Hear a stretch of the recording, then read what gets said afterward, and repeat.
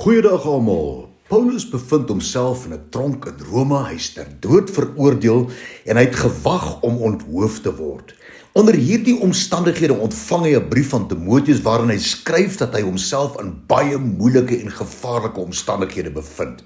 Timoteus was vreesbevange weens die gruwelike vervolging wat soos golwe oor die stad gespoel het. Sy kerk en leiers het mekaar gespat en hy self was elke dag in lewensgevaar. By die lees van hierdie brief het Paulus besef dat Timoteus homself in uiters moeilike omstandighede bevind. En Paulus het besef dat dit sy laaste geleentheid op aarde sou wees om hierdie jongman te bemoedig. Hy antwoord toe hierdie brief en hy skryf nie oor sy eie lot en die dood wat enige uur op hom wag nie. Hy bemoedig Timoteus en hy sê in 2 Timoteus 1 vers 3: Ek dank God wanneer ek onophoudelik nag en dag aan jou in my gebede dink. Kom ons gaan kyk wat Paulus eintlik hier aan Timoteus sê. Hy gebruik die woorde aan jou dink in my gebede. Nou die kort woordjie dink in hierdie vers en in hierdie konteks is die Griekse woord mneia. Paulus gebruik spesifiek hierdie woordjie mneia om sy bedoeling duidelik bekend te maak, wat hy eintlik doen wanneer hy vir Timoteus bid. Eerstens dra hierdie woord mneia die boodskap oor dat Paulus, wanneer hy bid, hy seker maak dat die Here presies sal weet vir wie hy bid.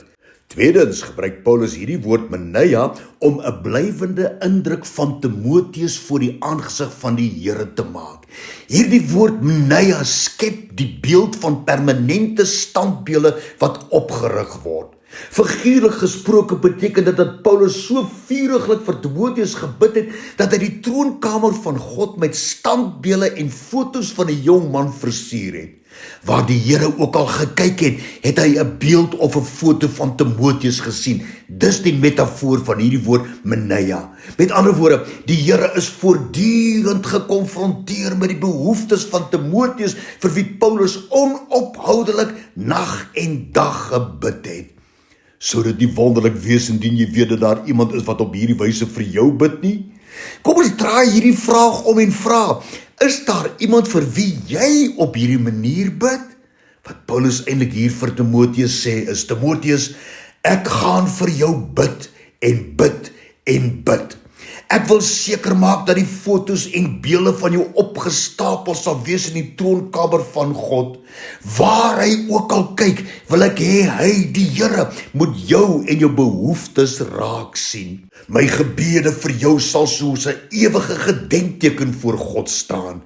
Weet jy wat? Baie lewens is gespaar as gevolg van 'n ma of 'n pa of 'n ouma of 'n oupa wat gebid het. Selfs lank nadat hierdie getroue gebedskrygers gesterf het, is hulle gebede nog steeds so standbeelde voor die oë van die Here. Gebede is permanent en ewig. Die Here vergeet nooit 'n gebed wat in geloof gebid is nie. Dit staan as 'n ewige gedenkteken voor hom. Begin vandag opnuut in geloof en verwagting bid vir jou geliefdes en ook die wat die Here op jou hart lê. Onthou wat die Here ons leer in Jakobus 5 vers 16, die vurige gebed van 'n regverdige het groot krag. Ek wil opnou vir jou wat luister na hierdie boodskap sê: ek dank God wanneer ek onophoudelik nag en dag aan jou in my gebede dink.